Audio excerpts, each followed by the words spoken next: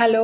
எல்லாரும் எப்படி இருக்கீங்க? நல்லா இருக்கீங்கன்னு நம்புறேன். பாருங்க, நான் வந்து நைட்டு ஊற வச்ச அரிசி. இது காலையில தான் எடுத்திருக்கேன்.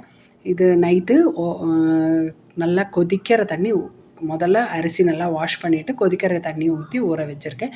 இந்த தண்ணி லேசாக தெளித்து நம்ம கிரைண்டரில் நல்லா நைஸாக அரைச்சி எடுத்துக்கணும். இது வந்து ஒரே கப்புங்கிறதுனால ஒரே தடவை அரிசி கிரைண்டரில் போட்டிங்கன்னா உங்களுக்கு இந்த பதத்துக்கு நல்லா அரைச்சி கிடைக்கும்.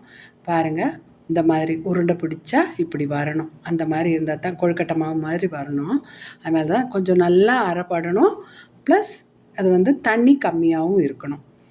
இது எல்லாம் எடுத்து வச்சாச்சு பாருங்கள். இது வந்து நீங்கள் அரிசி மாவு எடுக்கிற மாதிரி இருந்தீங்கன்னா கொஞ்சம் கொதிக்கிற மாதிரி தண்ணி ஊற்றி பிசைஞ்சிங்கன்னா உங்களுக்கு இந்த மாதிரி கிடைக்கும். இல்லை, எனக்கு எப்போவுமே இந்த மாதிரி அரைச்சி எடுத்தால் தான் பிடிக்கும். அதனால தான் நான் எப்போவுமே கிரைண்டரில் போட்டுறேன். பாருங்கள், நல்லா அப்படியே அழுத்தி பிடிச்சா குட்டி குட்டியாக பிடிக்க எப்படி வேணாலும் நம்ம பிடிச்சிக்கலாம். அவ்வளோதான். இனி இதில் வந்து கொஞ்சம் பொருட்கள் நம்ம சேர்க்கணும். பாருங்கள், நீங்கள் அரிசி ஊற வைக்கும்போது கொதிக்கிற தண்ணி ஊற்றிக்கோங்க ஊற வைக்கிறதுக்கு. இப்போ இதில் வந்து ஒரு பாதி வெங்காயம் போட்டிருக்கேன். நீங்கள் வந்து சின்ன வெங்காயம் கூட சேர்த்துக்கலாம். 1/4 கப்பு தேங்காய் துருவல் அதுவும் போட்டாச்சு. இனி நம்ம சேர்க்க போகிறது வந்து ஒரு கைப்பிடி அளவு முருங்கைக்கீரை தான் நான் போடுறேன். நீங்கள் வந்து முருங்கைக்கீரைக்கு பதிலாக மல்லி இலை போடலாம், வெந்தயக்கீரை போடலாம். அதெல்லாம் உங்கள் விருப்பத்துக்கு எது வேணாலும் உங்களுக்கு அவைலபிலிட்டி எப்படி இருக்கோ அந்த மாதிரி சேர்த்துக்கலாம். இதை நல்லா பிசைஞ்சு உருண்டை பிடிக்கிற அளவுக்கு வந்தாச்சு. இனி ஒரு 2 பீஸ் இலை எடுத்து அதில் கொஞ்சமாக ப்ரஷ் வச்சுட்டு ஆயில் க்ரீஸ் பண்ணிவிட்டு நம்ம வந்து உருண்டை பிடிச்சிருக்கோம் இல்லையா, அதை வச்சு இதில் வச்சு நல்லா தட்டி தோசைக்கல்ல போட்டு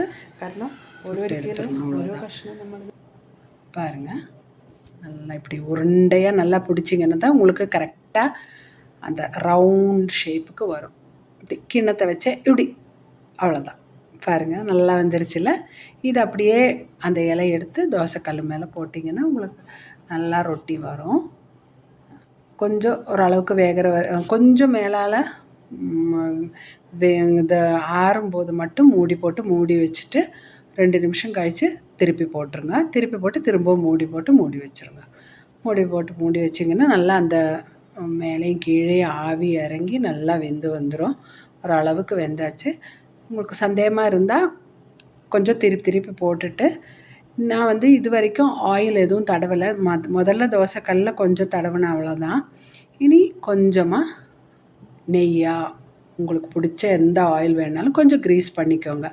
அப்போ தான் சாப்பிடும்போது சூடாக சாப்பிடும்போது சூப்பராக இருக்கும். இதுக்கு கறி எதுவும் தேவையே இல்லை, அப்படியே சாப்பிட்லாம். அப்போ கொஞ்சம் ஆயில் உங்களுக்கு பிடிச்ச டேஸ்ட்டு எதுனாலும் கீயா ஆயிலாக எதுனாலும் கொஞ்சம் நிறையாவே போட்டிங்கன்னா உங்களுக்கு சூப்பராக இருக்கும். இது குழந்தைங்களுக்கெல்லாம் ஈவினிங் ஸ்நாக்காக கொடுக்கலாம், இல்லை மார்னிங் டிஃபனாக கூட.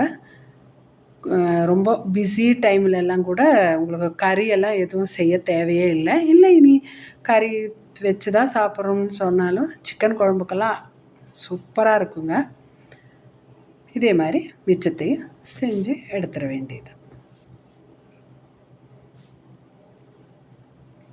சூப்பராக வந்திருக்கு பாருங்கள், நல்லா இருக்கும் சாப்பிட. கண்டிப்பாக எல்லாரும் இதே அளவுகளோடு செஞ்சு சாப்பிட்டு பார்த்து எப்படி இருந்ததுன்னு கமெண்ட் பாக்ஸில் கமெண்ட் பண்ணுங்கள்.